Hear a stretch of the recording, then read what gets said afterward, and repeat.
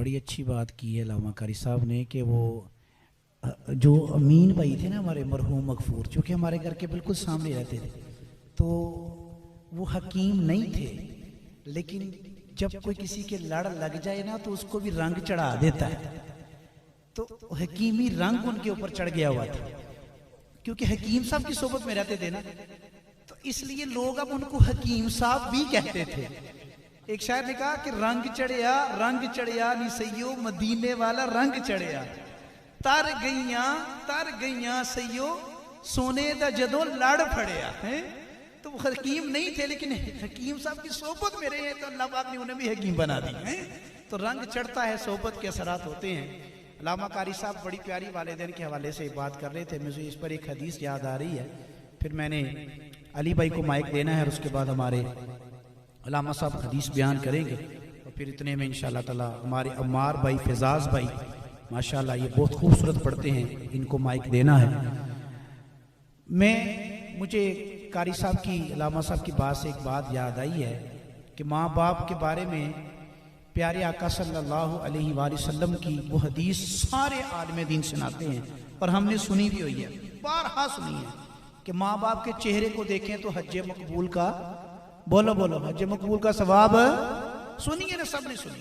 यार आप इस बात को यहां ही रखें, अब थोड़ा सा आगे चले जाएं। प्यारे आका सल्लल्लाहु अलैहि वसल्लम फरमाते हैं मन ज़ारा क़ब्रा अबवैहि औ अहदिहिमा फी कुल्ली जुमुअतिन कुतिबा लहु इंदल्लाहि बर्रा। माँ या बाप या दोनों में से कोई एक फोत हो जाए तो जो बेटा उनकी कब्र पर जाकर माँ बाप की कब्र की मिट्टी को तकले, कुतिबा लहु इंदल्लाहि बर्रा, तो माँ बाप की कब्र की मिट्टी को तकलेगा तो एक ऐसा वक्त आएगा कि अल्लाह उसे अपने वलियों में शामिल फरमा लेगा।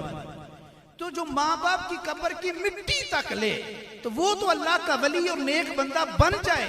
और यार माँ बाप की कब्र की मिट्टी तुझे अल्लाह का वली बना रही है, तो तू अगर जिंदा माँ बाप का चेहरा देखेगा तो क्या बन जाएगा? जिंदा माँ बाप का चेहरा देखेगा तो तू क्या बनेगा? इसलिए तुझे इनकी कदर करनी है। और एक बाबा जी 70 साल की उम्र के हो गए तो रोने लगे। कहा बाबा जी आप क्यों रो रहे हैं? कहा मैं पता क्यों रो रहा हूँ, मैं इनसे कह रहा हूँ अपने माँ प्यो को मिलिया करो, वक्त दिया करो। कहा क्यों? कहा इसलिए कि मुझे मिलने के लिए ना कब्रिस्तान जाना पड़ता है, वो तुम्हारे तो घरों के अंदर मौजूद है, तुम क्यों नहीं मिलते?